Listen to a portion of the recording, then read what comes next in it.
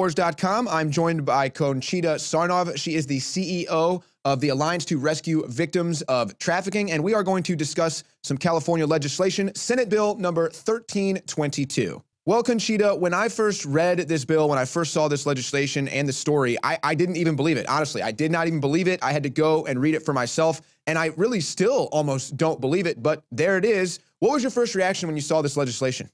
Well, I think it was very similar to yours. One was a complete state of disbelief. Number two, great concern. As you know, I've been managing an organization in DC, Alliance to Rescue Victims of Trafficking, and we have been attempting for the past 2-3 years to raise awareness of the issue of human trafficking and to help prevent children from being trafficked, and those who are trafficked to help them receive services and support. One of our primary goals, of course, Owen, is to open a safe house in DC, and once that model is established and successful, hopefully open other safe houses across the country. So when I read the legislation and it was sent to me by someone in the field of human trafficking, I was quite surprised. First, because our primary concern, not only our organization, but I guess every NGO's primary concern in the field of human trafficking is to prevent predators from trafficking children. That is, to allow law enforcement and to help law enforcement and work with law enforcement in order to stop predators from trafficking children, selling them for sex on the streets and online. So if you read the bill, which I did, it's a rather lengthy bill, and it was signed into effect on September 26, 2016. It's SB 1322. And unfortunately, it has, I believe, unintended consequences.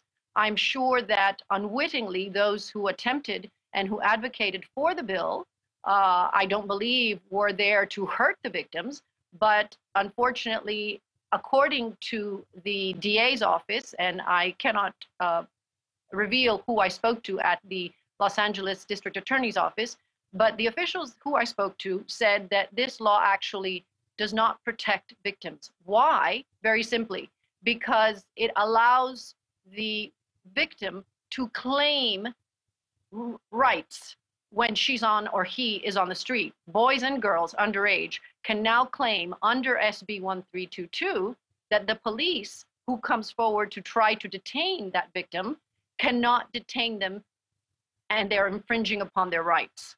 So that is something that we need, I think, if law enforcement and the District Attorney's Office of Los Angeles is calling this bill a negative bill, something that will hurt victims instead of help victims. I think we need to pay attention to the District Attorney's Office and to those other law enforcement officials who are claiming the same concerns.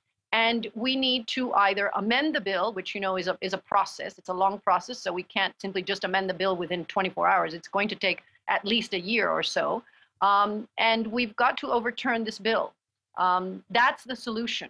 But the primary solution, as all of us who work in the field of human trafficking understand, are based on 3 pillars: prevention, protection, and prosecution.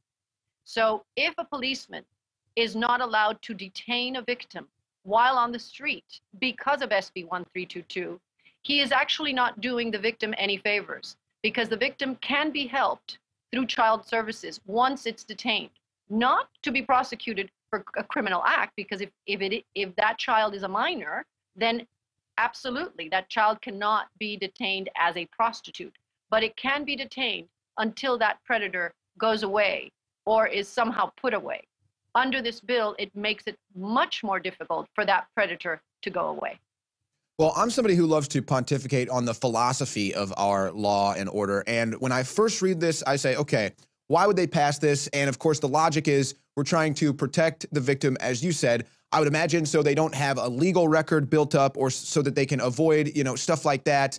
Just all the stuff that comes with a legal record dealing with the police. However, I believe that this is skirting the judicial process, because my philosophy of law and order is, if there's a situation where, let's say, an underage or a minor is being sex trafficked, well, then I put the onus on that judge to see the case and say, you know what, this is a victim here. This person doesn't need a legal record. But now, thanks to this legislation, they've, as you said, opened the door for essentially child prostitution to go on the streets and taken the law out of the process here. So now they can just do it. And like you said, they have the right to essentially say, hey, you can't arrest me. I'm allowed to do this. Don't you think that this opens the door for predators to take advantage of it as well?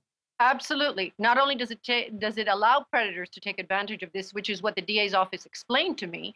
And, you know, I am not a lawyer, so I certainly pay attention to and listen to attorneys and district attorneys who have recommended that this law is not positive and not helpful and not a preventive measure in support of victims. Quite the contrary. You know, it sort of reminds me of the law that was passed in Peru about 2 years ago, if I'm not mistaken, where a child under the age, a 14-year-old child today, can actually be allowed to have sexual relations with an adult, and that adult will not go to jail. Now, you have to ask yourself why. Well, very simply, from what I was told, in Peru, there were so many government officials and rich predators abusing children sexually under the age that they decided to create this new law.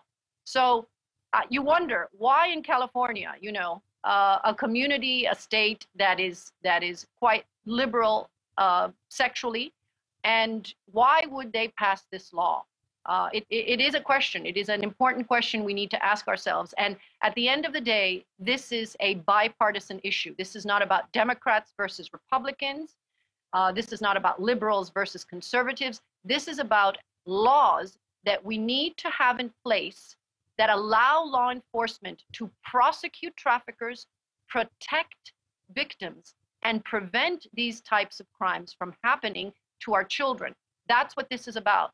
And that should be everyone's focus. Well, I'm afraid the liberal mindset has really twisted and concocted quite a web here that they're not even going to be able to get themselves out of. But it's been interesting. Recently, I've noticed the normalization of pedophilia with publications such as Salon, the New York Times, TV shows on Fox putting children with gags in their mouth. Even on Snapchat, they stood up for a pedophile who said he was a professor that was attracted to prepubescent girls, but because he never acted on it, it was okay. And then you mentioned, hey, this happens in California. What's in California? Hollywood. Do you think there might be any connection here?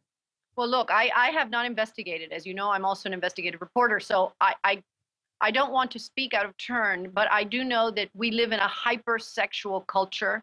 I have heard many stories, I have read many stories about Hollywood children, so to speak, you know, entertainers, young, underage Hollywood kids, entertainers who have been sexually abused by directors, producers, etc., people in the industry. And, you know, that has happened since time immemorial. So I would guess, and this is a guesstimate, that given the stories I've read and the information that's out there, yes, it could be a law that would certainly help those predators get away with more than what they've already been able to get away with. In this country, as you know, when you have money and you have influence, you can get away with a lot. And that was the basis of my book, Trafficking, which was published last year after many, many publishers turned it down. Well, Conchita Sarnoff from the Alliance to Rescue Victims of Human Trafficking, thank you so much for raising awareness of this and fighting the good fight. In case you haven't heard, InfoWars has become the most influential media outlet in America. We're making freedom go viral. And now we are proud to announce a new weapon in the epic battle against the globalists. InfoWars Prime, where you can watch live high-definition feeds of The Alex Jones Show, plus exclusive insider videos from the InfoWars crew and behind-the-scenes action. Go to Infowars.com/app and download today. InfoWars Prime is available right now for your iPhone or Android. You will have access to exclusive videos that you can't see anywhere else. And that means live coverage of events and breaking news on location as it happens. You can also take advantage of amazing deals from the InfoWars store that are only available for InfoWars Prime subscribers. That's InfoWars Prime at Infowars.com/app. And if you can hear my voice, you are the resistance.